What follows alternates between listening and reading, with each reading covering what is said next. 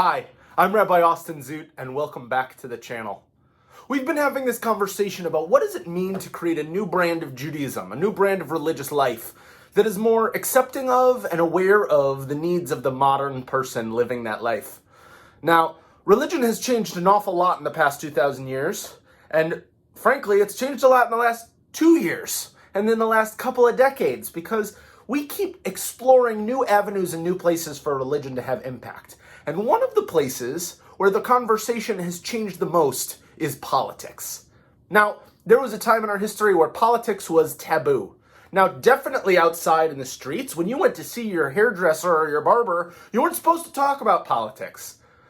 I can't imagine a world now where we don't talk about politics. It seems to be everywhere. We just had election day in America, and it seemed, even in an odd year, 2021, we were talking about politics more than I can ever remember in an odd year like this. And so we have to talk about what does it mean for Jewish spaces to create an opportunity to talk about politics in a way that is meaningful. Now, we've seen this done poorly in a lot of places. This is where we get political infighting. This is where we get people wearing t-shirts and campaign slogans to synagogue to try and rile people up rather than starting active conversation and dialogue. There is an argument to be made for politics does not belong on the bima.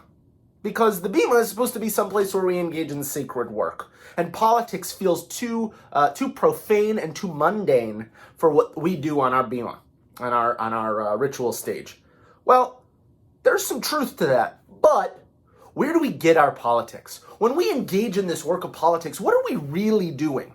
Because on our worst day, we're engaging with the horse race of politics. Who's beating whom, and who's coming ahead in races, and how are the jockeying for power positions happening? That's not really the work we're here to do here at the synagogue or here in any meaningful Jewish space. No, instead, the work we're supposed to do, and the work we can do most effectively, is setting the stage for conversations about why we do politics in the first place. I don't think we have any business, and our government and tax law says that we have no business talking about candidates from the lectern. I agree with that. I think that's good and safe and healthy. But when our political candidates are talking about healthcare, does our Torah say something about healthcare? Oh, I think it does. Does our Torah have something to say about gun violence prevention? It doesn't have anything to say about guns, but violence prevention, you better believe it. We have a lot of ideas and concepts that we can discuss from our sacred spaces that befit our calling, and we should have those conversations. But perhaps our most important point is that there are a lot of conversations that nobody's having. There are spaces where we're not allowed to engage in the work of the most profound answer to a question. What's the most profound answer to a question? I don't know. What does it mean when you say I don't know? It means you acknowledge that there is a gap in your information and that you're willing to name it and to fix it. Now, if you're not willing to name it and fix it, then it's just going to stay that way. And so there need to be places where we can safely and comfortably say, I need more information, I could use some guidance, let's use our collective wisdom to come to a new place. What better space for that than our communities and synagogues where we're allowed to ask questions, we're allowed to have deep conversations and thoughts. If we had a situation where we were allowed to say, I have limited knowledge on this subject, can you help me understand?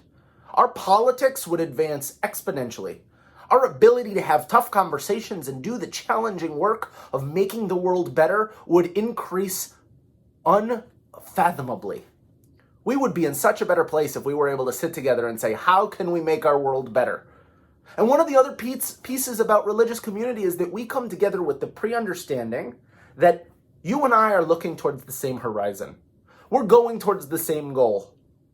And whether that means you vote blue or vote red, whether that means you align perfectly with a political party or maybe are a little bit of an in-betweener, when we join together in Jewish community, we have a common interest and a shared belief. We together hold that our Torah is a guiding force for good in our world. And we can look to that text and say, what does this text tell us in terms of how we're supposed to engage with the world? How does that resonate with the way we experience politics in the actual world in which we live? Where are some of the places Torah tells us things that make us uncomfortable and that make us say, I'm not sure that's what I want to leverage in political situations? Because there are things in our Torah that don't line up anymore. They're a product of their time, and they may not have ever been the right thing to do.